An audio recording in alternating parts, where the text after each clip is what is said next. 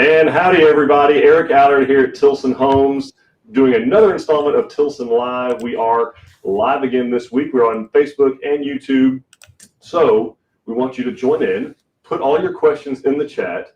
We are joined, as we are every single week we do this, by the maven of marketing, director of marketing, all things award-winning website builder, national award-winning, Dawn Dantzler. Say hello, Dawn.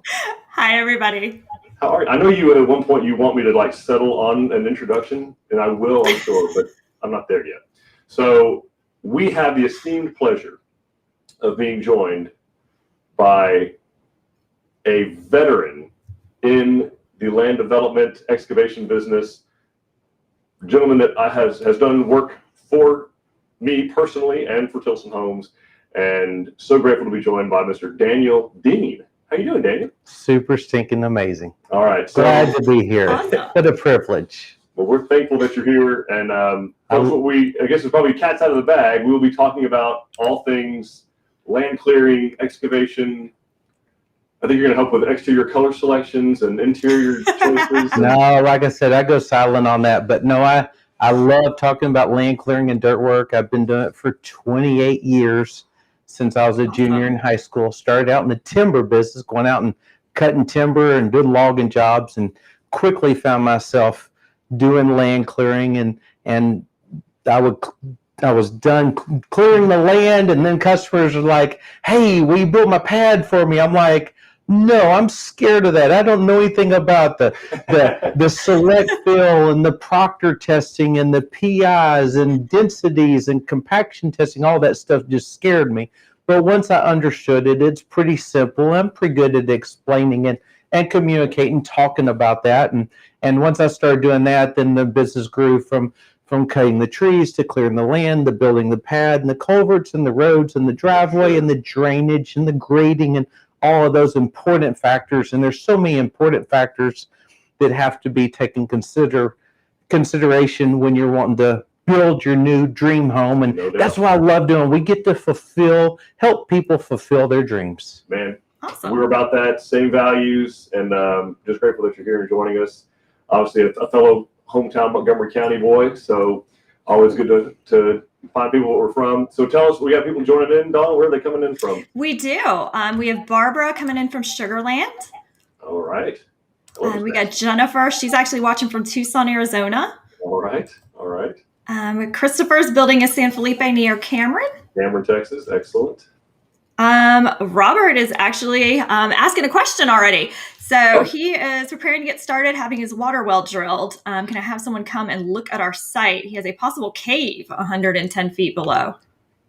That would be new for me. Yeah, I've been doing it 20 years. I don't know. I've never done cave diving in Texas, but Little Spelunkin. Yeah, I don't know. Robert, we need some more information on that for sure. But broadly speaking, yes, obviously we will come out and look at the site.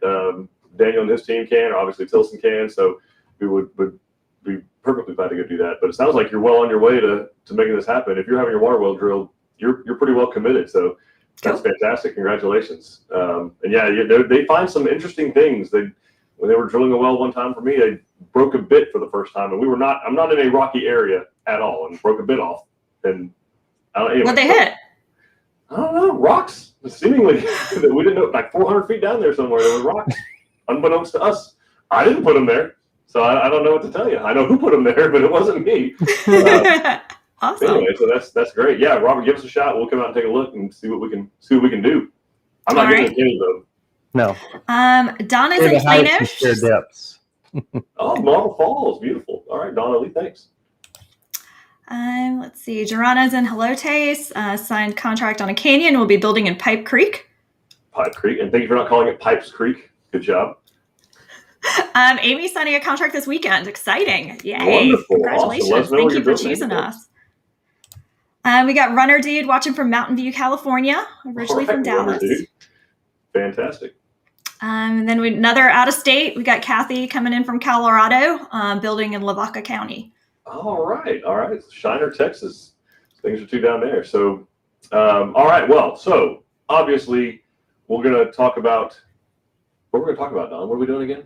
Completely forgotten. We're talking about dirt. We're talking dirt. We're talking site preparation, clearing, underbrushing. We're going to be talking culverts. What is even a culvert? We're going to be talking construction drives.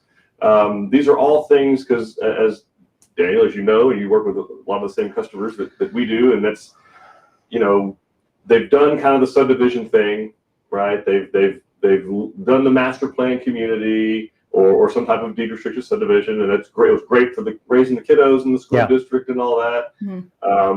And now they've kind of had it up to here with what day their trash can has to be off the street and what color the front door has to be, and their neighbors being 11 feet away. It turns out we can get along great with people if we're at work 8-10 hours a day, but when we're home for that time, maybe they're not the neighbors we thought they were. So we've got this acre or 2 or 12 or 20.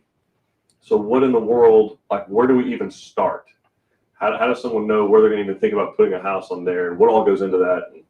They definitely want some room to be able to enjoy the outdoors instead of the outdoors just literally being just looking at a picket fence or their neighbor's house next to them. So yeah, I mean, like I said, this reminds me of what I used to say. My favorite thing to do is to meet with Mr. and Miss Happy Landowner. Doesn't know anything about building a house and picking spots for clearing their land or their driveways and placements of the house and the garage and the pond and maybe the rifle shooting backstop that they want, stuff like that. So yeah, that's what I love to do. There's so many things to consider when you're wanting to pick a place for placing the house.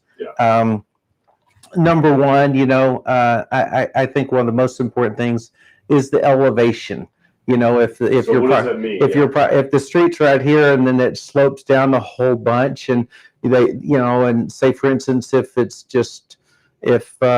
they planned on placing their house 100 foot from the street, but it was in the bottom of a valley, that's not a good spot to build the house. Right. Now, of course, if you're limited and you're forced to, and you just have to build up with elevation, with building up a taller pad, yeah, we can accommodate that. But not to stay focused on that, but you really want to try to find a spot where it's up on a hill if you can. If it's not, you can work around that. But you also want to consider trees that surround the house. You want some really nice trees that surround it at a distance, kind of close, but not too close where you have to worry about them falling on there. Yeah, so we know, because we look at a survey, like the drawing of the property, and that's one dimension. Yeah. And it's real easy to sit there and say, okay, I want my house 75 feet from the front and perfectly 25 feet from each side and perfectly 35 feet from the back. And that all, like you said, that's a great point you made. It sounds well and good, but there's kind of more going on than that. You drive out there, someone with experience like you're kind of the third dimension, like, yeah, cool idea, but right where you want your house is like an 80-year-old post oak tree. So maybe there's something we can do. Yeah, move the house forward a little bit or push it back a little bit. Yeah. You don't want to just say, hey, I want to put my house right here in this exact spot where the nicest trees are. So trying to pick a spot for placing the house, this is something I've been saying for years, prior to removing the underbrush is kind of like shooting in the dark. Because you don't know what you have. So the best thing to do is go in there and just remove the smaller stuff, remove and clear out the smaller underbrush to open it up and see it. My opinion is I don't like what Daniel Dean calls the mess making machine. That machine that grinds it up into millions of pieces, leaves the organics everywhere, small to large stringy pieces scattered out everywhere. It leaves a stump in the ground. The brush grows back, and then you've got a mat of that mulch that gets mixed into the ground. Yep. And we have to move that out of the way. You got to move it out anyways. Yeah. You don't want the brush to grow back, so you might as well just take it out with the bulldozer. That way we knock it over and uproot it with the stump, with the root system. Then we rake and gather the debris, take it to a spot where we hide it off in the woods or place it into a pile that you might be able to burn legally on your property, or maybe you choose to burn it illegally. Or we put it in the bottom of your pond. Or we didn't do any of that. Oh yes. Yeah, we did. A tree or two. But yeah, the bigger trunk stuff and stumps. Yeah, we did that. or we can load it up and haul it away. But taking out the brush, that way you take out the brush, and then that helps you to be able to see the the forest for the trees. Right. Yeah, that's one of the things we do struggle with, right, Don? When people ask, like, I don't know where to put the house, and they want us to look at it, and I'm looking at thicket that I can't see 5 feet into. Right. And so there's nothing magical about what Daniel or I do. Right? If you can't see in there, we can't see in there. But then you have to look at the tree tops, and just with my experience for doing this for almost 30 years, I can see that, but very few are able to do that. So once you take out the brush, then we can then you can pick out the good trees, the ugly trees to keep or to remove, and we pick out a spot for placing the house, and then we can plan on digging up those trees with the stumps and uprooting the stumps, backfilling the stump holes with that natural dirt within that area and packing it. So tell me, you talk about packing and that. So tell me, how important is some type of construction drive or all-weather access? Oh yeah, it's important. If you can't get there to it, you don't want to do it. And since we're talking about digging up the trees with the stumps, I learned this many years ago. You don't want to just get some different kind of imported dirt and place some select fill dirt right there, because it's a different type of dirt from what you have naturally on the ground there. It reacts different to where it can potentially cause failure. It can, yeah. So the engineer's going to take that consideration. If they find that you've brought a different type of material out there and it's mixed with, you want the foundation sitting on the same type of material, evenly dispersed, like when we build the pad. That's right. So tell us I know we've got some questions building up. You folks do ask your questions, put them in the chat, and we are going to get to your questions. That's what we invited the subject matter expert here for. So let's hear some questions, Don. What have we got here? Sure.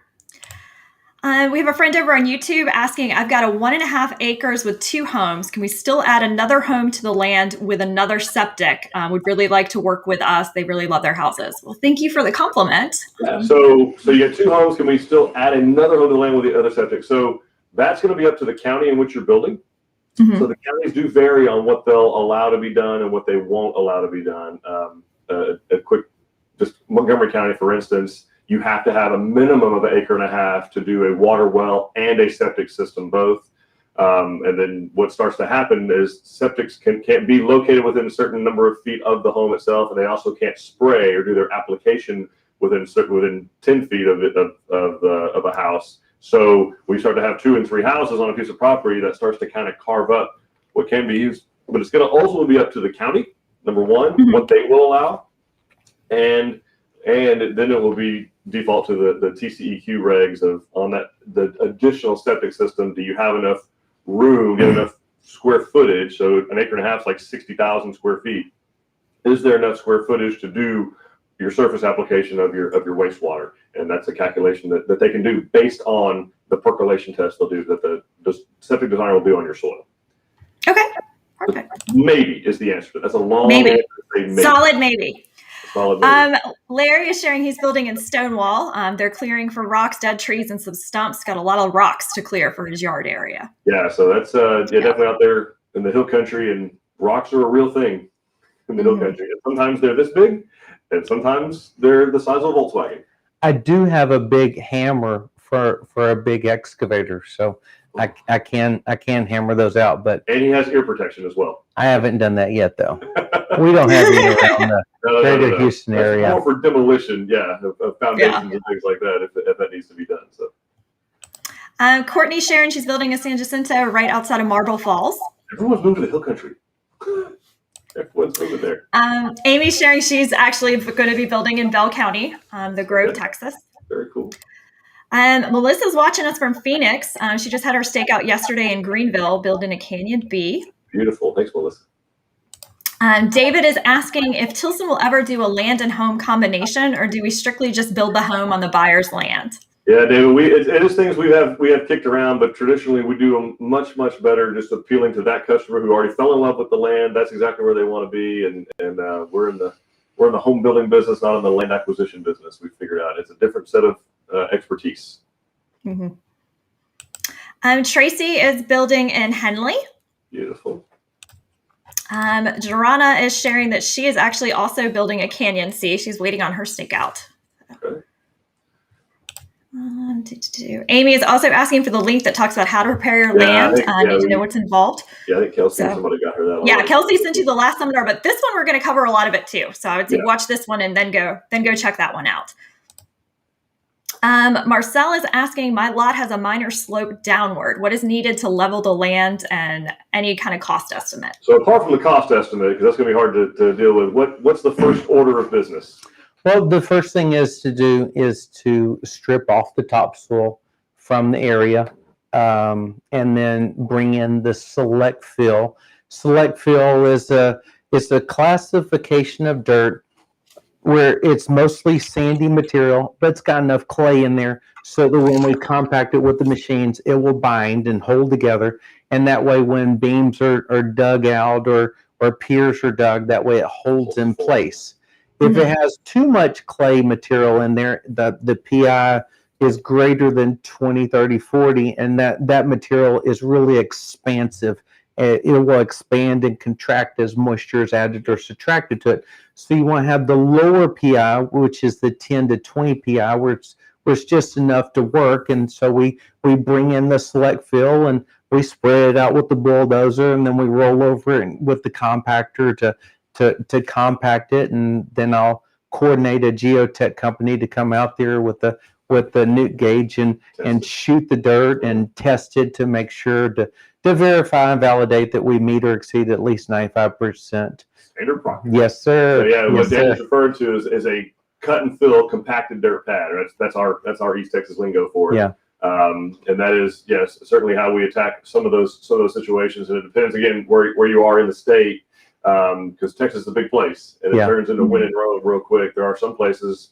The Hill Country is renowned because select fill is not as easy to get out there. For building to an out of level, for instance. So that's another way to attack that. But the reality is without knowing exactly how out of level the land is and the size of the footprint of the home, because the pad has to be not just the size of the home, right? So tell me about the top of the pad. To do that, how big does it need to be?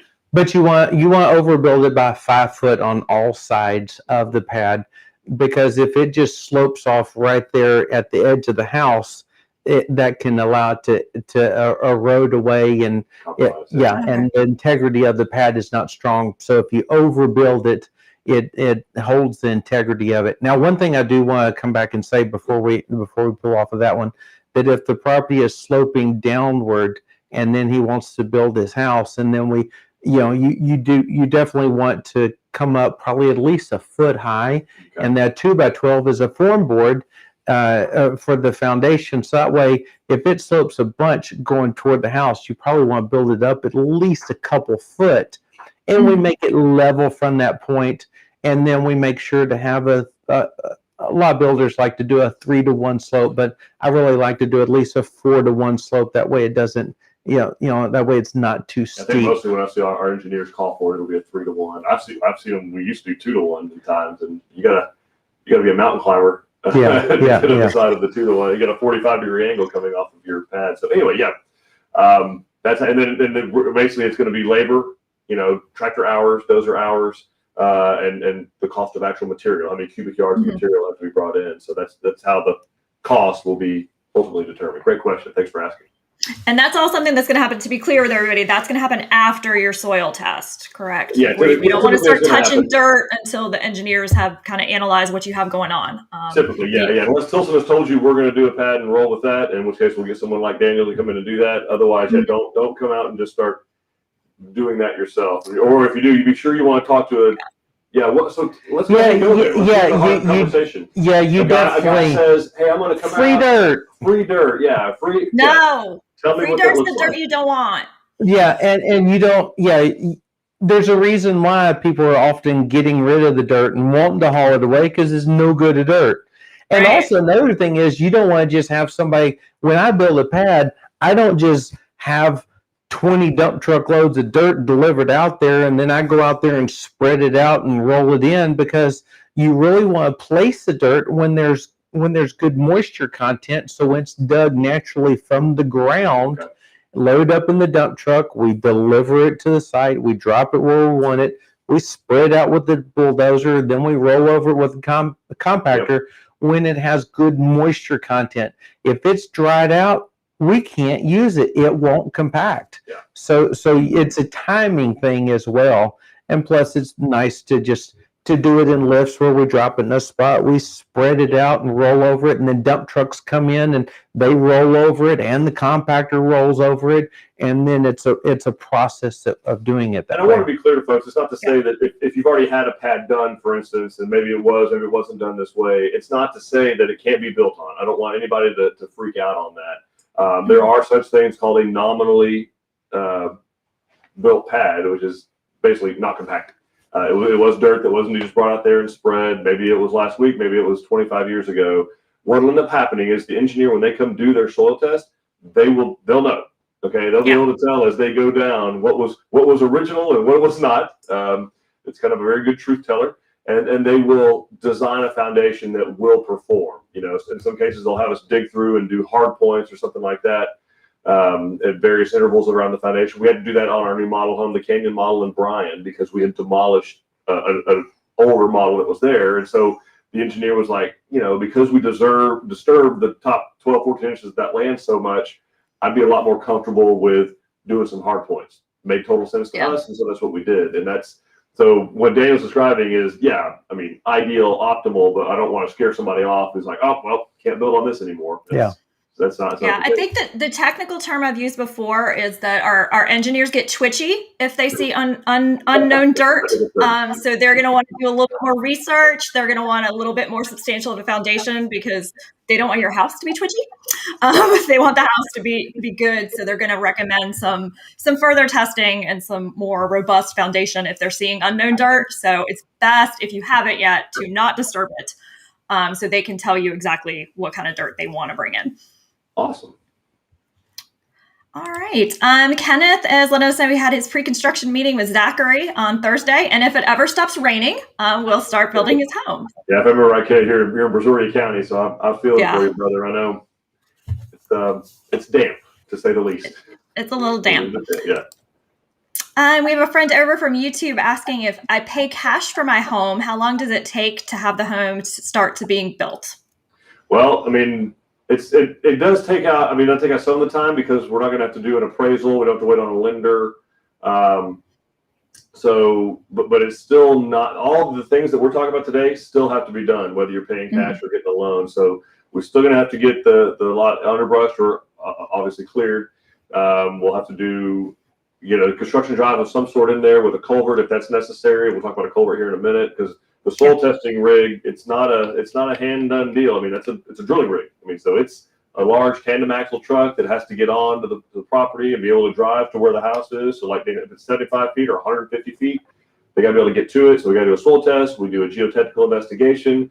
We do, you're picking your design selections, all the design stuff. So it's still, you're still talking about 4 to 6 months before you start construction right now on a home. And part of that's just because, permits are taking longer. Everything's taking longer right now. And some of it makes sense and most of it does not, but it's just taking longer. It's the reality that we're in. Yeah. So Renee is asking if the soil test that we take from where the pad is going to be, will it tell us what type of dirt to use for the house pad? I mean, no. Okay, so there's two different types of soil testing. There's bore testing and there's compaction testing. It's my understanding that the bore testing company will come out and drill 3 holes. They'll go 10 foot. We do too, yeah. Okay, 2 or 3 holes. As long as they're inside the footprint of the home is what we do, Yeah, 10 or 15 foot or so. And what they do is they take those soils, they analyze them, and according to what type of soils they are, how expansive they are or not, then that will cause them to engineer the foundation in a certain way. Now, if it's really highly expensive stuff, like south of Houston, sometimes they'll say remove 2 or 3 foot of material, then backfill with compacted select fill.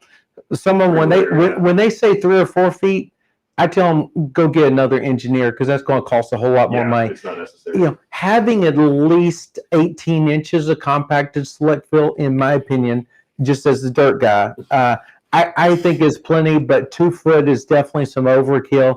You always want to have the compacted select fill underneath the foundation. And filled in some way for sure. All right. We've got Will joining us from Klondike. Hi, Will. Hey, Will, welcome back. Lorenzi is asking, is there a cost tied into the houses on Tilson's website for land clearing? And if so, if the land is cleared, can that cost be applied to another area of the home? So our website prices do not include any type of land preparation items like clearing or the construction drive, the things that we're talking about, because we simply don't know what's necessary on each home. So the price that you're seeing on the website is just the home itself. Now, if you are building in a development where we know there's certain stuff that needs to be done, for instance, Texas Grand Ranch, if you were in with one of our designers, they may have quoted some site clearing and that type of stuff in the price that they provided you. But we would really need to see your estimate. But just straight from that website, there is no site clearing included in those prices. Definitely going to be site specific. And I think you could include an allowance maybe up front to do that. But I think anyone who's telling you what it's going to cost without having looked at it first, I would get someone else to bid it. They're going to be wrong. Like either way, if they haven't seen your land, they're going to be wrong. So you either have an allowance that doesn't have enough, or you have a dollar amount in there that's too much. Okay. So definitely have somebody lay eyes. Good questions, Yeah. All right, we've got Chris sharing he's building a Refugio in Caldwell County, ready to break ground soon. Awesome, Chris. Thanks for trusting us. Melissa just moved to Texas, currently planning to start clearing the underbrush on our land here in Bastrop. All right. Just drove through there yesterday. Beautiful out there. It is nice. Starting to grow back from starting to grow back from the fire. That's awesome. Renner Deed is asking, what do you do in an infill lot in an existing subdivision where the land has basically already been cleared and is level? You get really excited and happy and you celebrate because you don't have to do that. And it's possible, but there's going to be, every lot has its things we have to deal with. So depending on where it is, Renner Deed, the city's going to have a lot to say. It sounds like it's probably in the city. And they're going to have some say-so about, sometimes they'll want, like Galveston County, for instance, they want you to be 18 inches above the center line of the street. Okay, so I don't know what that looks like because maybe you're below the street, maybe you're already above the street. So again, very site-specific. We may not have to do anything. Come out there and just step forward. Even if we come out there and step forward, we're still going to scrape all the organic material, all the vegetation off, and even just fill the forms. That's probably the simplest thing we ever do. And I like doing that, but it's pretty rare anymore. that's all we have to do. But great question. Thanks. All right. Larry's asking, he says he's not clear on who does what on land clearing. As the owner, do I arrange for just a rough clearing of brush and trees and Tilson grades and preps the pad? Does any of Tilson's grading include any area for lawn? Okay. So technically, unless it's part of our agreement, part of the contract done with us, in which case, and that does happen, where we'll send Daniel Dean or a contractor in your area out there to bid it for us and say, hey, I want you to bid the underbrushing. I want you to bid clearing the site, 80 by 80, 100 by 100, whatever we agree to after our stakeout. I want you to bid, it's going to be haul off, or it's going to be burn on site, or it's going to be leave on site. Those are all, they're all going to impact the price significantly, right? That's right. And so unless that's been done, the clearing is on the owner to do. Now, the owner is perfectly capable of getting directly with someone like Daniel Dean and handling that. And if particularly someone that we refer to you, and if we refer them to you, it's because we've seen their work, we trust them, we don't think they're going to take the money and run. All the horror stories you hear about contractors, some of which are real, most are probably not. I genuinely believe most people are good. But it is something to say. It's an endorsement. It's us telling you, hey, this guy's good to go. We're really going to treat you honestly, and you can have them and deal directly with them, and you can include that amount in the loan if you wish to do that, or you can pay them independent of our contract altogether if you want to do that. So what's included in the base price is not any clearing or underbrushing. We do include a certain amount of site preparation depending on the county in which you're building, and it varies across the state. I mean, truly, every county varies because we include a certain amount of out of level in the base price of every home, A certain amount of drainage after the final grade, that kind of thing, is done on every home. So we don't typically have. I mean, we grade around for your yard. So when we leave, we have to establish positive drainage all the way around the home. In other words, when it rains, water flows away. So if that's what you're asking about, area for the lawn, that's what it would be. Okay, perfect. Robert is asking, when is the soil test done? Is that before or after stakeout? After. It is after because they need to know where the home is going to sit, because I want those geotechnical borings inside the footprint of the home. That's right. Great. Awesome. Wendy is sharing they're considering building in Republic Grand Ranch. What are some good things to ask the land specialist to help ensure we choose a lot that will minimize the expense of any leveling? Are there any questions that are good to ask specific to the building process? What do you think, Daniel? What should someone look for? The less fall that the land has, the less it's going to cost. Like, say, here's a very simple way of saying it. A typical average house is, the footprint of the house is about 50 or 60 foot deep and about 70 or 80 foot wide. Sometimes bigger if you're going to build 4,000 or 5,000 feet or more. So what you would want to do is stand where you would think the front door would be, and have somebody with you, or have something there, like set your purse there, or a basketball, or something that you can identify, and walk toward the back, maybe about 50 or 60 feet. And if that item looks like it's eye level, then it's about 4 to 5.5 foot of fall.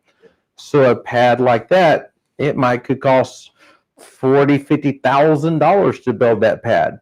But if you walk down there and it looks like that front part would just be maybe waist level or knee height, then that's not much fall to work to have to deal with, and it won't cost near that amount. Right. Yeah, it starts to get more expensive exponentially. That's a great idea, actually. Yeah, I just came up with that. Stealing that. That was Totally stealing that. and organic for this meeting. Just came up with that. There we go. This is where ideas are born. Tilson Live. Live in front of everybody. Game-changing ideas. Yeah, thank you for that. Yeah, that's a great way to say it. Mm-hmm. That's awesome.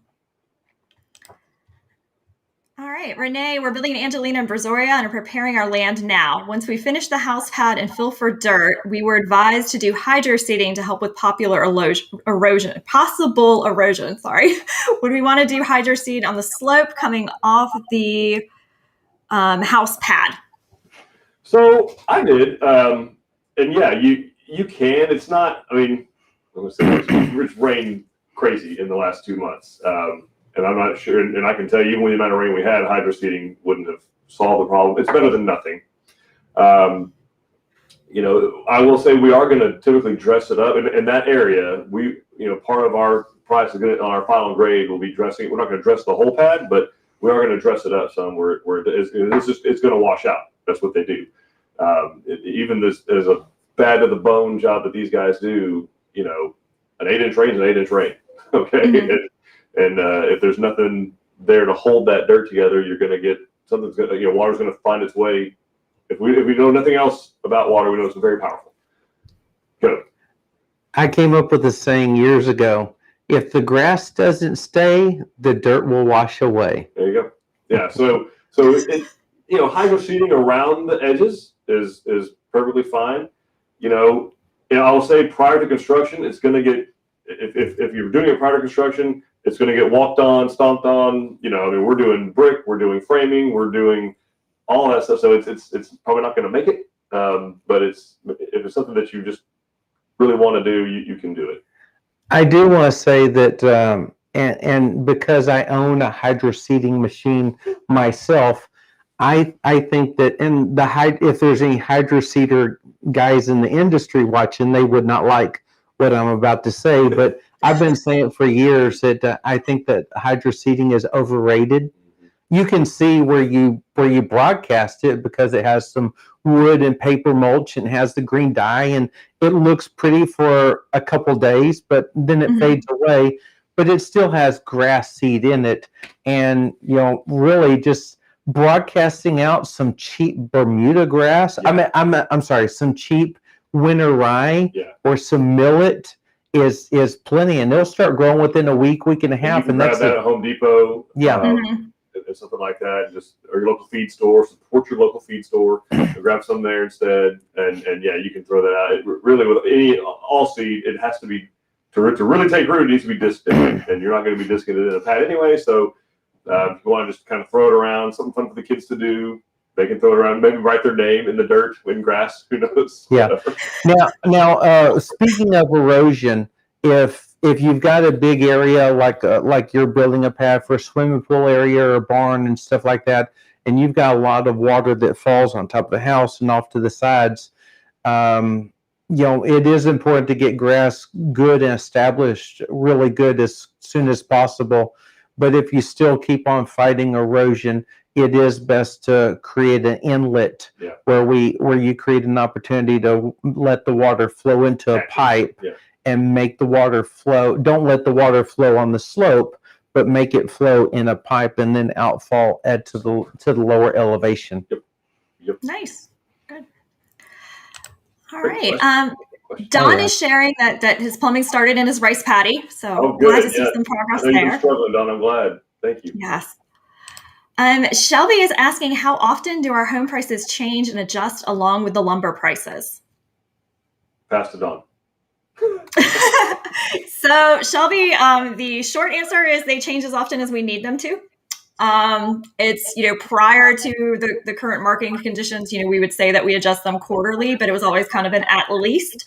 Now we're seeing more monthly, sometimes more often, just as we need to. One thing to keep in mind, the lumber prices that they are talking about in the news right now are not the actual price that you're going to pay for lumber. It's talking about lumber futures, which is what the Chicago traders are predicting the price will be. So it's a good sign that those prices are going down on the lumber futures, but that doesn't mean that the price that we're paying is any lower. It's also important to know that all builders, including Tilson, have not sufficiently raised their prices to accommodate how much lumber has gone up. So really, we're not quite there yet.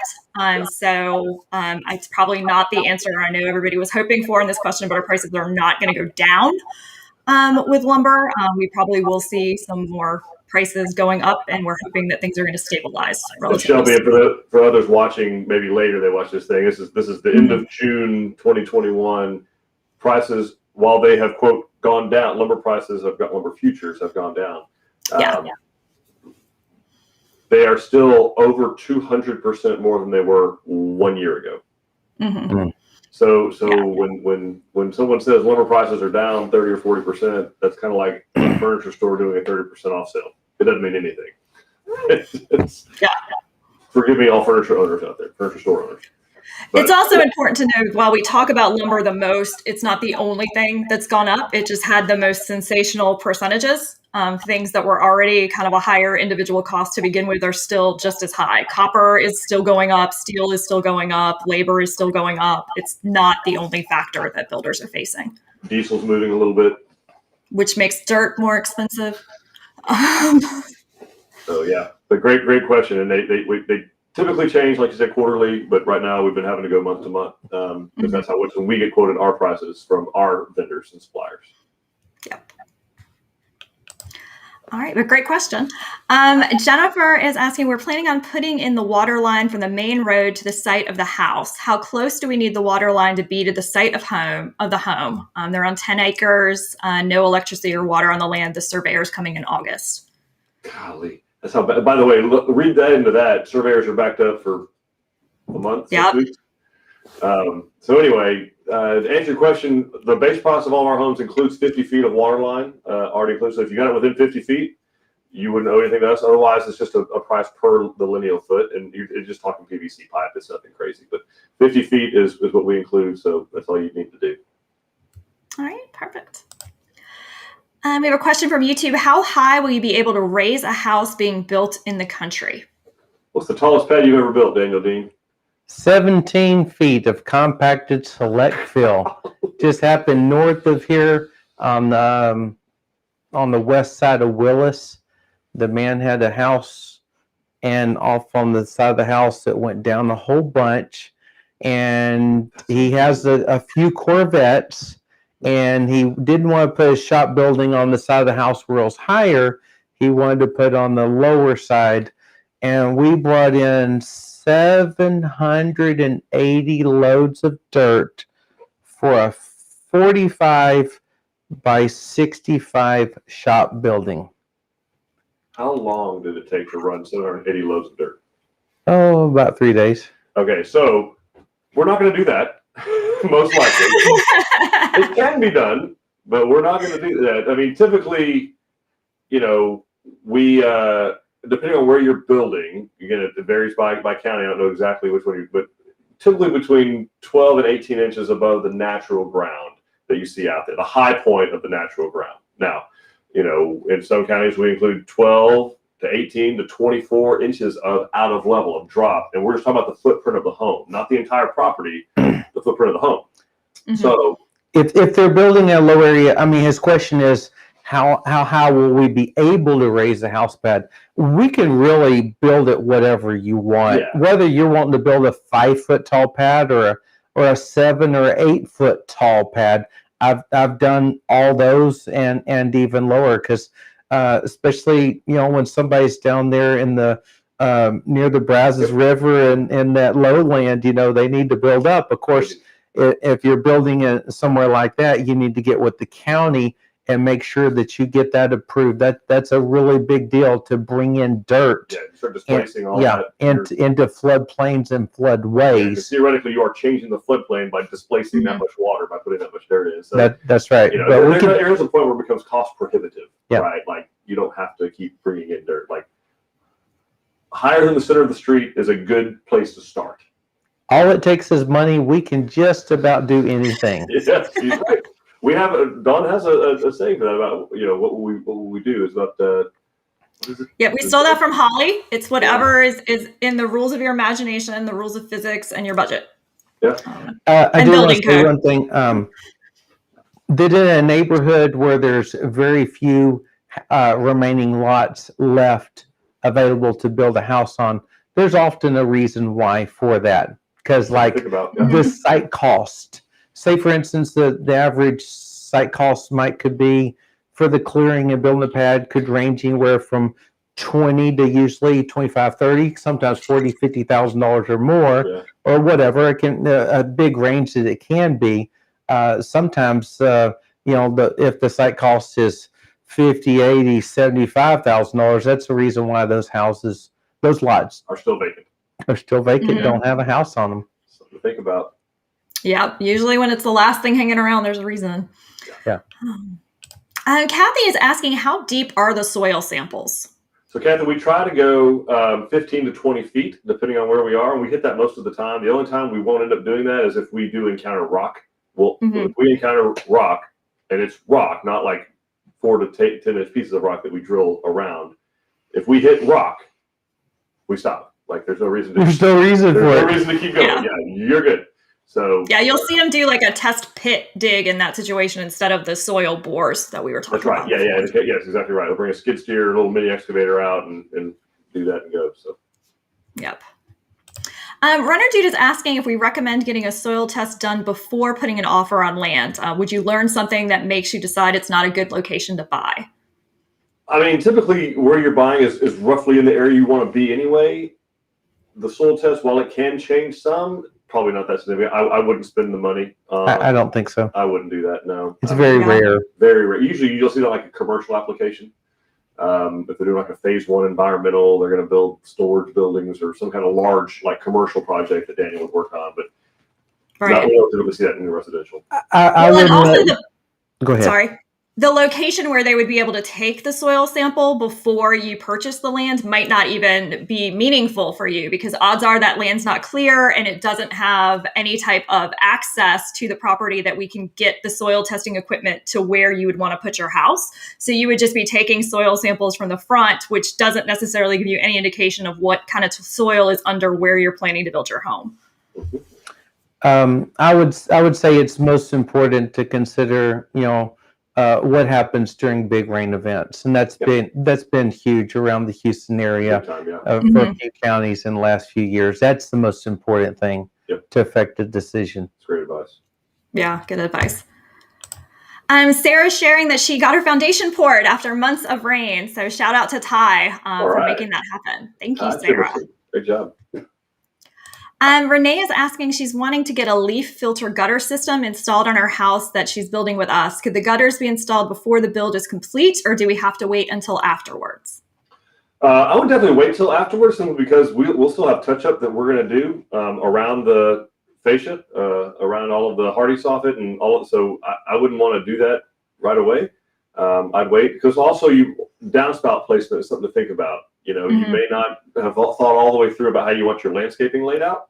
But once the downspouts are in, it's kind of hard, or certainly it costs money to go back and redo where the downspouts are. So I would wait till the home's complete. You've kind of got a good idea of how you want your landscaping laid out, and then know for a fact where you want your downspouts, and do it like that.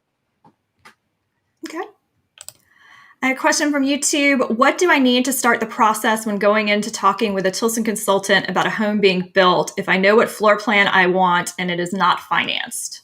Well, sounds like you just need a DocuSign and Venmo. No, I think Kelsey or someone answered, but yeah, you don't have anything. I would have an appointment. That's the best thing to do.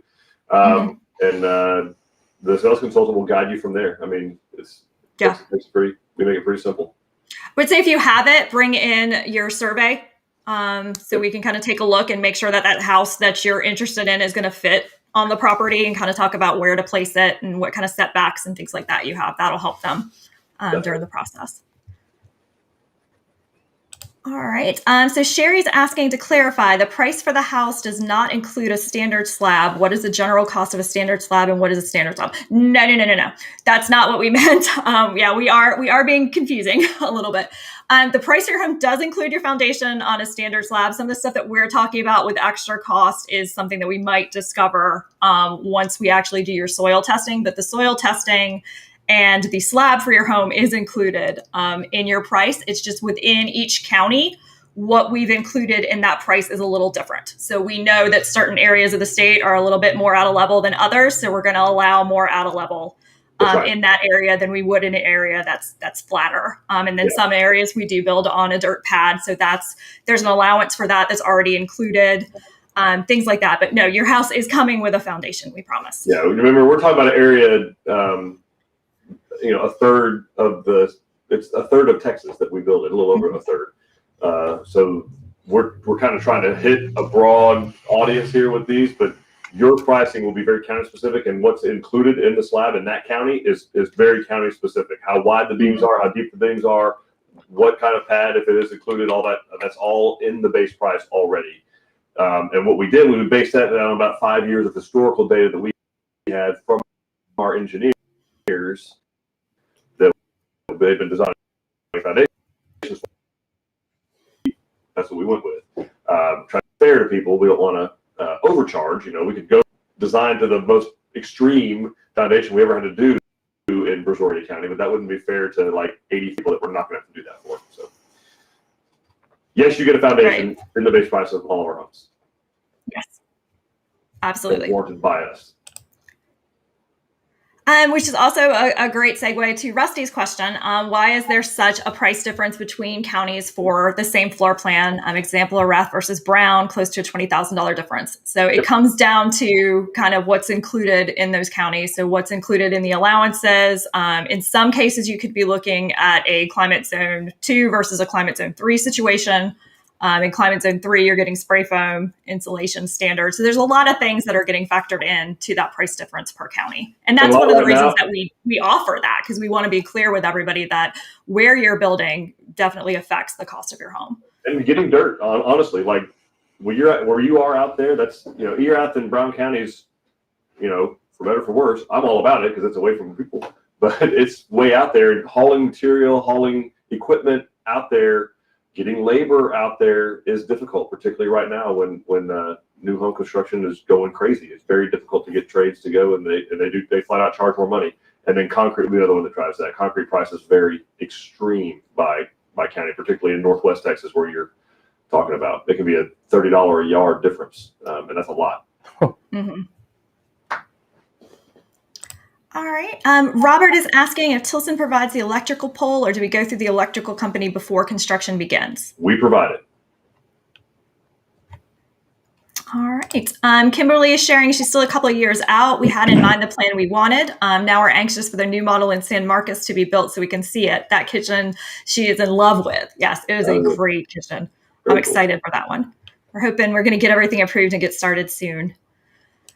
Warren is asking if we will ever build in Live Oak County again. We are constantly reviewing where our trade partners can effectively service, and that includes us. So yeah, I mean, believe me, if we can get out there to Cotulla again, I'm all about it.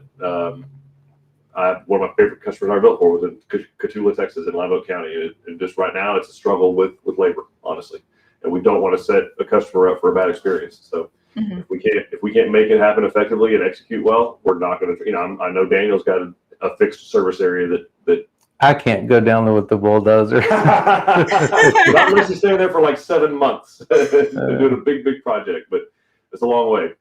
Yeah. Okay, Runner Dude is asking, it's not a stupid question. It's a good question. If someone's confused, everybody's probably confused. Can you explain the difference between the pad and the slab and the foundation? All the terms getting thrown around are causing some confusion. Very easy. Is the pad is the dirt, the select fill that we bring in, we spread it out, we roll it, we compact it, we overbuild it, we put the tapers on it, we level it. That's the pad. And then the foundation, the slab is the foundation. So after we're done building the pad, within a couple days or a few days later, the concrete guys will come out there and they'll place the 2x12s out there for the slab, and they will dig beams, they'll move around dirt, they'll do the plumbing, and then the concrete will be poured within those form boards. So that is what the slab is. The slab is the concrete.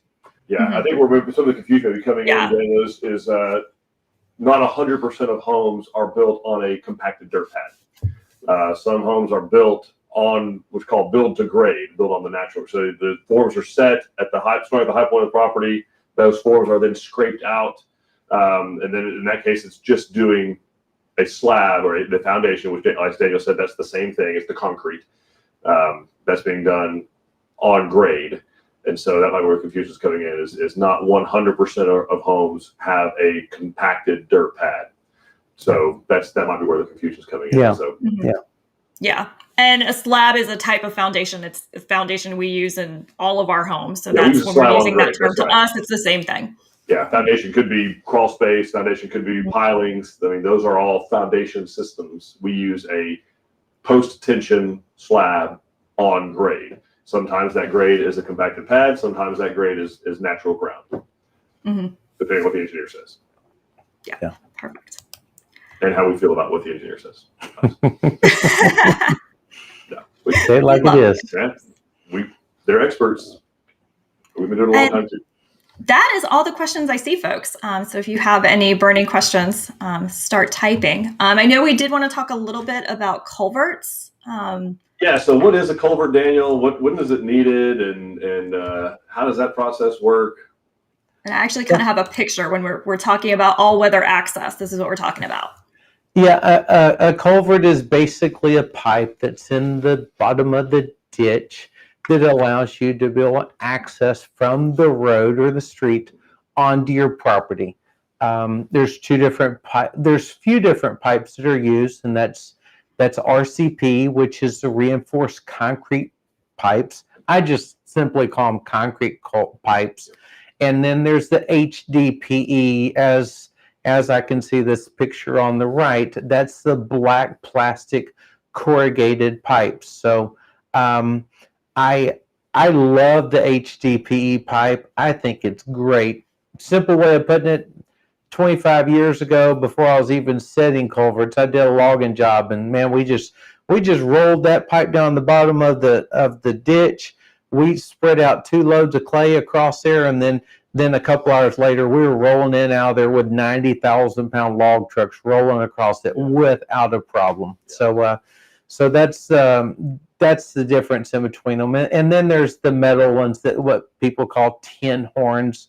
I do not like those. I've seen too many situations where those things will just rust and deteriorate. Different types of soils can cause those things to just fall apart. So I'm not a believer in those metal culverts.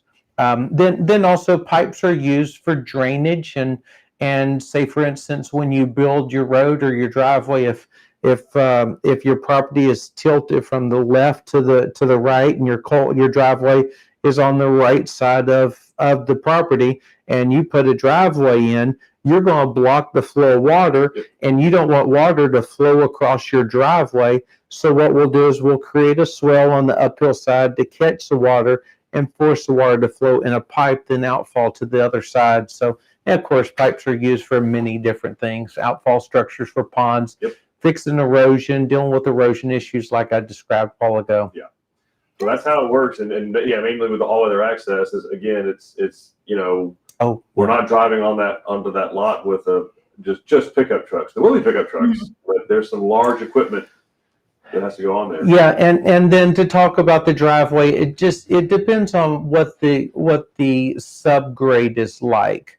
If the ground is wet and muddy, you don't want to just drop the expensive rock on top of the ground and just spread it out.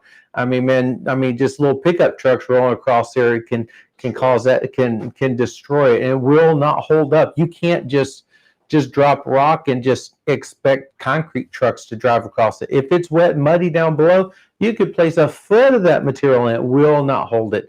But if your ground percolates pretty good, like after it rains, you go out there, you jab a stick off in the ground and it's hard, then you're okay to just put the rock directly on top of the ground.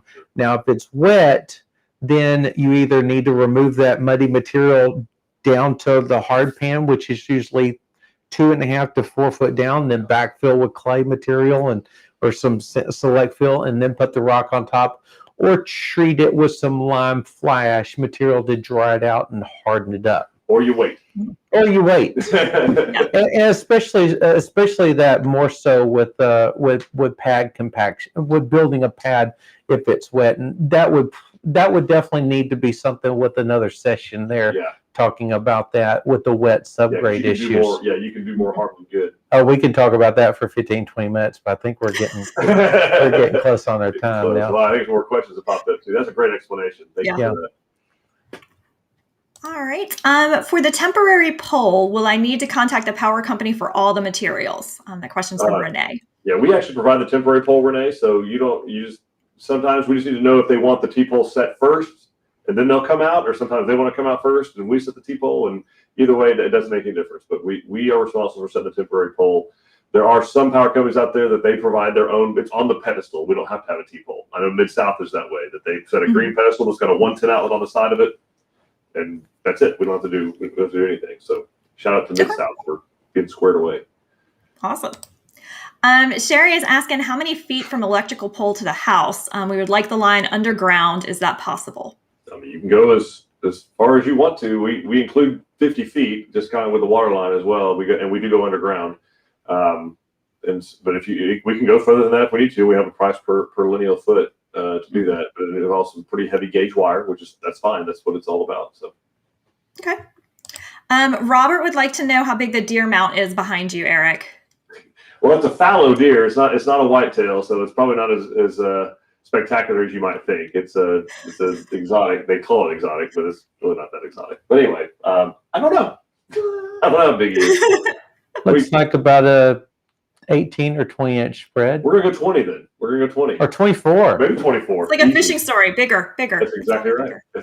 Show one antler. Let's see. T-Pain is asking if there's any landscaping included in the cost of the home.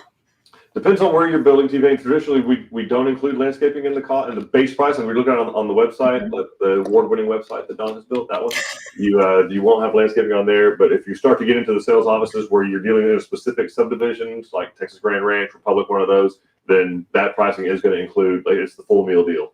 So that it's all included in that. Okay.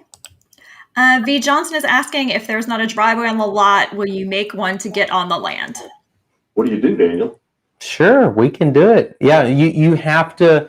Here's one way of putting it: if you don't have a good driveway and you're trying to build a house, I mean, say for instance, if all the heavy stuff was done, the pad was built, and the concrete was poured, and all the heavy deliveries were made, and man, I mean, if then it starts getting wet or muddy, and imagine the contractors how frustrating it would be to them to have to park on the street and carry their tools for 50 or 100 or 200 feet to the house. That would keep them from enjoying the job as much as possible, and that would keep them from doing as good a job. So you really want to keep it to where they can physically drive up to the house. That's so important for everybody there. So yes, bring in. Hopefully it's not some wet ground, and we could just bring in some rock and spread it out and roll in out, even if it rains. Perfect. Linda is asking for a lot with some mature trees. What is the best way to determine if certain floor plans or options will fit in the area you want to build before contractor site visit? Are there any phone apps that will map your trees and calculate build area, or should you get out there with a measuring wheel? B. Google Maps is pretty accurate. Google Earth's pretty accurate, but it's not updated real time. So really a wheel is a great solution to that. And that's going to be your most accurate way to do that. And then I'd say just kind of be flexible. Even if we do the contract, then we get out there with the plan that we've designed, and Daniel sees that, hey, it's really going to be better off drainage wise if we do over here or move it 12 feet this way. Your land prep specialist from Tilson may say the same thing. So just kind of, it doesn't all have to be decided before you do the contract. Yeah. I would go ahead. Go ahead, Daniel. Go ahead. I would just consider how wide the lot is. I mean, if the lot is only 80 foot wide and your house is 50 foot, subtract the 80 foot minus 50 foot for your house, that leaves 30 feet. Then that means you got 15 feet on each side, and you really don't want to keep a tree less than, if the tree is within 20 feet of the house, you really want to remove it because it's potentially dangerous on your foundation. So the simplest way to do it is to just physically, and this is what I've been saying for years. You don't want to just say, okay, I want to put my house right here in this exact spot. You want to walk out there, you want to look to the right, you want to look to the left. You especially want to look, where do I like my house, as far as the distance away from the street? Do I want it further back? Do I want it closer? And just physically stand there where you think the front door, the front center of the house would be, and just look to the right and look to the left on your sides. And usually 30 or 40 feet is about the width of the house. So just as long as you got 50 or 60 feet, right, you should typically be okay. And any trees within that area would have to be removed. Yeah. And what I was going to say is, for our site evaluation, what we need you to do is go ahead and do the underbrushing first. Obviously, if there's a tree right in the middle of where you want to put your house, go ahead and take it down. But any trees that you're kind of questionable about, or could we move this way? Could we move that way? Just flag them for your site evaluation, and they can kind of talk through which ones are going to need to come out, which ones we can save, and how we can help you figure out where to place that house in the perfect spot. Right on. All right. Cody is asking, do y'all build a pump house for the well? We have. We certainly can. I mean, it's not included in the base price of the house because not all of our houses need water wells. But yeah, we can certainly build a pump house for it. Okay. Perfect. Robert is asking, on the LaSalle, what side of the house is the electrical panel on? So there's not a predetermined space, Robert, because it depends on where the electricity is coming on your property. I don't know if it's coming from the back, from the front, from the left, or from the right, but we can put it. Well, okay, we can't put it just anywhere on the house, but it can go on any side of that house. Ideally, not the front, just sort of aesthetically. But it's not pretty. It's not pretty. It's going to depend more on where it's coming in from your property. It doesn't have to go on a predetermined spot on the house. On the model home, it happens to be on the left side of our model home, but that's because that's where the power was coming from. Yeah. So, yeah, the power company doesn't really give you the choice about where they're going to put their box. They put their box where they put their box. And so then we design your house based on that. yes, they're what we Control what we can control. They don't have to be flexible or customized like that. Sherry is asking, what size electric line do we use from the pole to the house? It depends on how far we're going, Sherry. And also sometimes with the power company, they have their own requirements. So that's going to be specific to your actual property and the power company and then the distance. So okay. Usually between number 4, maybe number 2 to number 6 wires was a good idea. But okay. Depends on how far. Larry also has an electrical question. Is it 50 feet from the house to the power pole or from the junction box at the street? They have underground utilities. Well, wherever the transformer, wherever the power company ends their, terminates their service, it's 50 feet from there is included. Okay. I'm sorry, we go 50 feet from the house to wherever is in the base price, and then, it sounds like you don't have power poles, which is great. You have underground, you have a junction box in your front yard probably. And so they may want to do that hookup, and it's going to be up to the power company. Sometimes they'll let our electrician hook it up. Sometimes they want to do the hookup, and that's okay. It doesn't make any difference. Okay. And Robert is asking, what about lots that require a septic tank? We recommend putting one in. So we have septic installers, we have designers that can help you with that in most of the places we build, and if not, we can get with the county and get a list of approved designers and installers. Those are TCEQ regulated items, so the state of Texas licenses those, and they set up the rules and regs about those. But yep, and we help you with the placement of that as well, and that goes into consideration with someone like Daniel or our site evaluators. When you're talking about where the house is going to be, we got to manage the wastewater somehow. And it drives the bus on a lot of decisions because, like I said earlier, you can't spray within so many feet, and water well can't be within so many feet. So go from there. Okay. And that's also something, Robert, it's important to know. In the ideal scenario, your septic is it's absolutely going to be designed and permitted before we start building. We're not going to want you to actually install that septic until we are done with all the exterior materials on your home. And we know that we're done bringing in the heaviest trucks, then we'll install the septic. And that just kind of helps avoid damage and makes it easier for our teams to work around your home without having this huge spot that they have the no-go zone. Right. Robert's also asking, how much would he expect to pay to clear a lot?